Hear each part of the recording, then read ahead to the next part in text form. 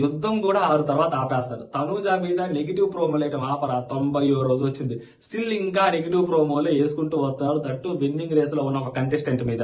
పెద్ద పెద్ద తప్పులు చేసేసింది, నిజంగా క్వశ్చన్ చేయాలి అనుకుంటే ఓకే ఫైన్.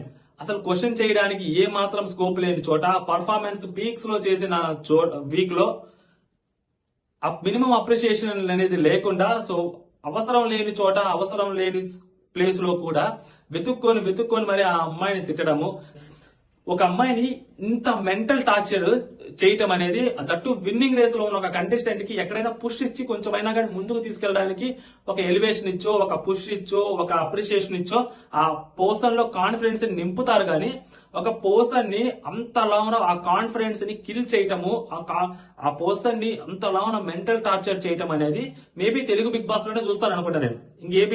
ఎక్కడ ఏ బిగ్ బాస్ లో ఉండదు. తెలుగు బిగ్ బాస్ ప్రత్యేకత ఏంటంటే సెలబ్రిటీ కంటెస్టెంట్ ని మెంటల్ టార్చర్ చేయడంలో వాళ్ళు పిహెచ్డీ చేస్తున్నారు అనమాట.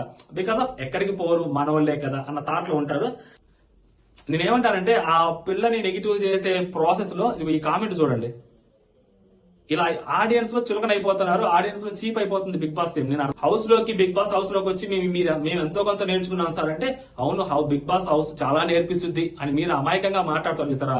అది లోపల ఉన్న వాళ్ళకే నేర్పించుద్దా, బయట ఉన్న ఆడియన్స్ కూడా నేర్పించుద్దా? ఇప్పుడు ఆడియన్స్ ట్రయాంగిల్ ఎలా అయినా గీయచ్చు, నాగార్జున కాదు సార్ చెప్పారు. ఇది జస్ట్ బంప్ అంట, ఇది ఎర్రర్ అంట, హ్యూమన్ ఎర్రర్ తప్పితే అది దాని ట్రయాంగిల్ కిందే కన్సిడర్ చేయాలని నాకు సార్ చెప్తే, ఆ బిగ్ బాస్ చూస్తున్న యంగర్ ఆడియన్స్ దాన్ని చూసి ఏం అర్థం చేసుకోవాలా?